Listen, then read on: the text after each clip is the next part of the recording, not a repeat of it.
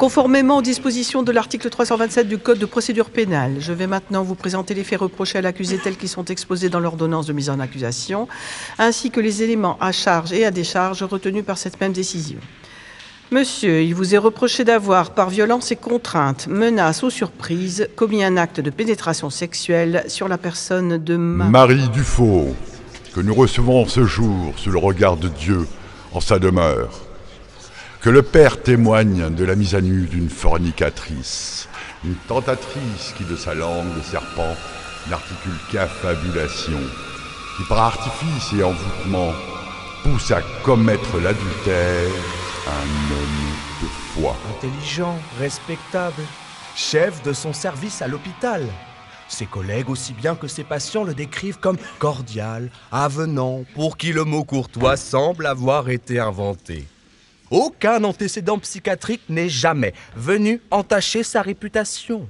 Ni anxiété, ni hypervigilance, ni aucune malice près d'égaler celle de femme, terreau fertile du maléfice, dépourvu de directeur de conscience éclairée.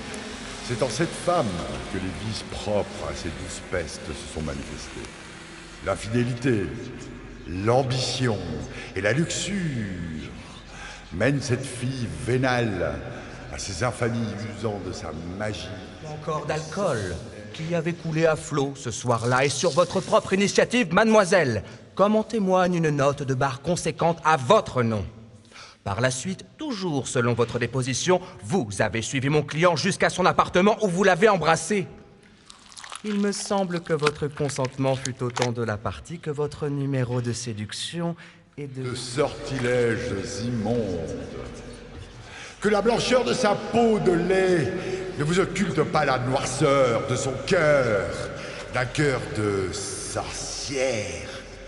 Car, comment expliquer à son âge l'éclosion de tel charme? Comment ce corps eût-il pu se faire si délicieux, sinon par l'action d'obscurs rituels?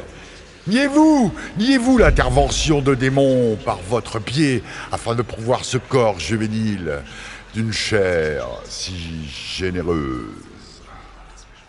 Ah, elle ne nie pas. Aucune trace de remords. Aucune réaction qui aurait pu amener mon client à penser qu'il n'avait pas votre consentement. S'il était aussi terrifiant que vous le prétendez, pourquoi ne pas avoir appelé au secours? Vous saviez que des voisins étaient proches puisqu'ils étaient venus se plaindre du volume de la musique.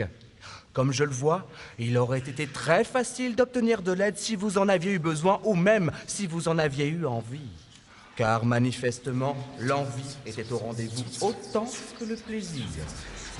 La sensibilité face aux passions charnelles dont les femmes font preuve, qui les mènent naturellement aux choses de la sorcellerie.